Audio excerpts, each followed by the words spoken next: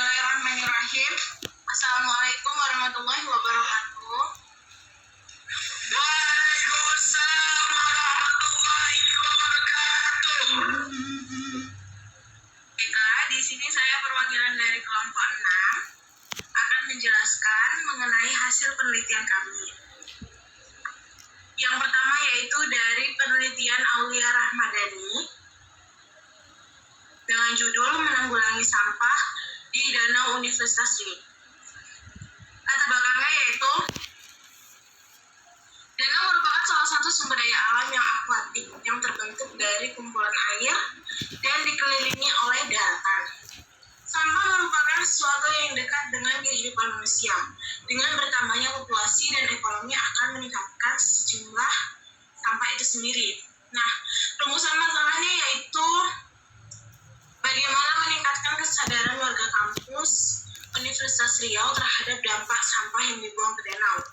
Kedua, bagaimana cara mengurangi sampah di sekitar Danau Unri. Tujuannya yaitu memberikan kesadaran kepada warga kampus Universitas Riau bahwa pentingnya menjaga lingkungan sekitar kampus, terutama sekitaran danau. Yang kedua yaitu agar warga kampus Universitas Riau dapat mengurangi sampah di lingkungan sekitar, terutama sekitaran kampus. Manfaatnya yaitu lingkungan menjadi bersih dan nyaman. Yang kedua, kehidupan organisme di danau tidak terganggu. Yang ketiga, membantu mengendalikan bencana alam seperti banjir. Bahasanya yaitu dampak ke danau, yaitu danau tercemar atau kotor, kandungan oksigen dalam danau atau air berkurang, rusaknya ekosistem yang ada di dalam danau, mengganggunya aktivitas kehidupan organisme, dan menyebabkan banjir. Dan cara mengatasinya yaitu membuat papan larangan membuang sampah sembarangan. Yang kedua, papan sanksi pidana atau denda, dikenakan sanksi sosial, reuse, recycle, dan replace. Ini lokasinya ada di Danau Universitas Riau. Selanjutnya yaitu penelitian dari Luvia Putri dengan judul sampah yang berserakan di lingkungan kampus. Latar belakangnya yaitu sampah adalah sisa kegiatan sehari-hari manusia dan atau proses alam yang berbentuk padat.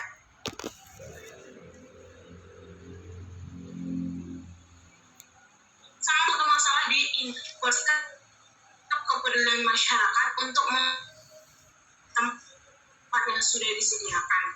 Rumusan masalahnya yaitu bagaimana cara mencegah sampah yang berserakan di sekitaran lingkungan kampus. Tujuan. Adapun manfaat penelitiannya yaitu cara mengentaskan atau menyelesaikan permasalahan sampah yang berserakan di sekitar kampus. Misalnya yaitu cara mengatasi sampah yang berserakan. Yang pertama, hindari penggunaan kantong dan botol plastik.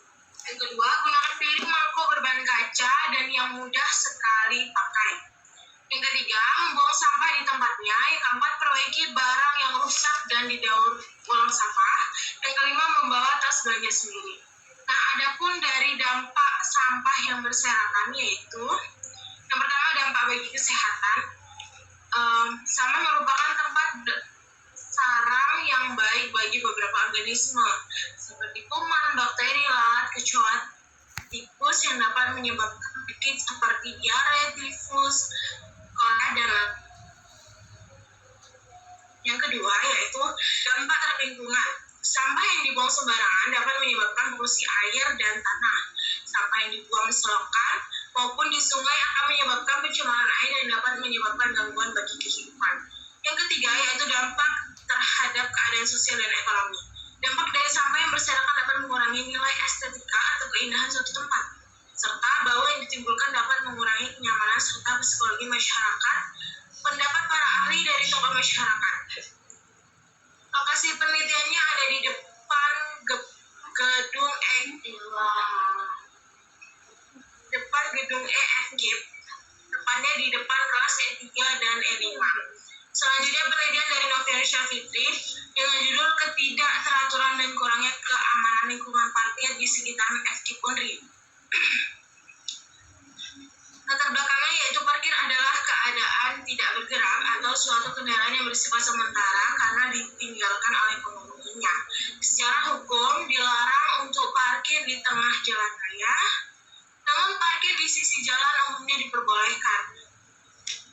fasilitas parkir dengan kebanyakan gedung untuk investasi kendaraan pemakai gedung.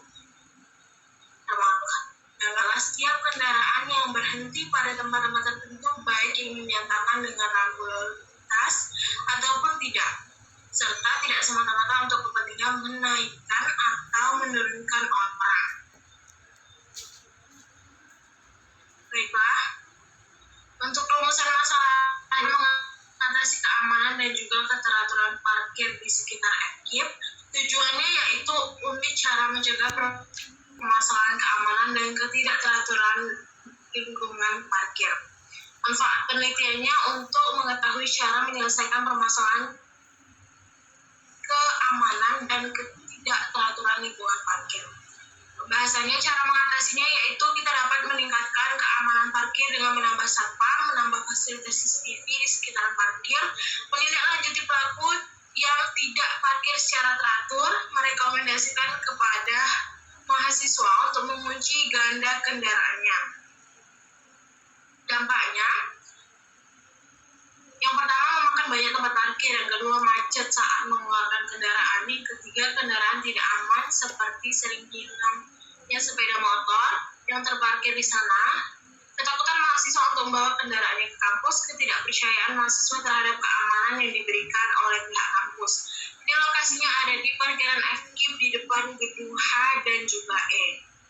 Selanjutnya akan dijelaskan oleh Aulia Rahmadani. Baik, selanjutnya penelitian pencemaran polusi udara meningkatkan pemanasan global. Dengan latar belakang, dilansir situs BMKG, suhu panas di Indonesia adalah fenomena siklus yang biasa dan terjadi setiap tahun. Potensi suhu udara panas seperti itu dapat berulang pada setiap tahunnya. Indonesia tidak termasuk gelombang panas karena suhu panas di Indonesia termasuk kategori biasa dan bisa terjadi berulang. Sementara itu, salah satu faktor gelombang panas adalah suhu maksimum harian di suatu wilayah yang melebihi ambang batas statistik. Misalnya 5 derajat Celcius lebih panas dari rata-rata klima maksimum. Namun baru-baru ini cuaca di selingkungan FKIP menjadi naik hingga mencapai 34 derajat. Di mana jika kita berada di dalam ruangan yang memiliki kipas angin sekalipun masih terasa panas. Faktor pendorong hal tersebut ialah tak lain akibat polusi udara yang diakibatkan oleh banyaknya pengguna kendaraan, termasuk mahasiswa Universitas Riau, tepatnya selingkungan FKIP. Panasnya cuaca menjadi keluh kesah tersendiri, namun hal tersebut terjadi secara tidak langsung. Memang faktor alam kita sebagai manusia hanya bisa menjaga dan melindungi bumi agar tetap baik Yang dapat kita lakukan ialah meningkatkan kesadaran diri, banyak menanam pepohonan yang hijau agar menciptakan lingkungan yang baik, bersih, dan sehat.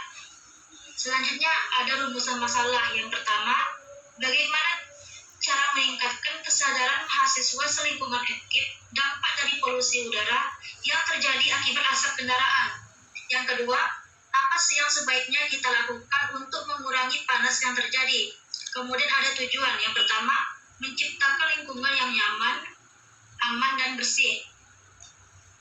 Yang kedua, mengurangi penggunaan asap kendaraan yang berlebihan. Yang ketiga, menciptakan lingkungan yang hijau dan sehat.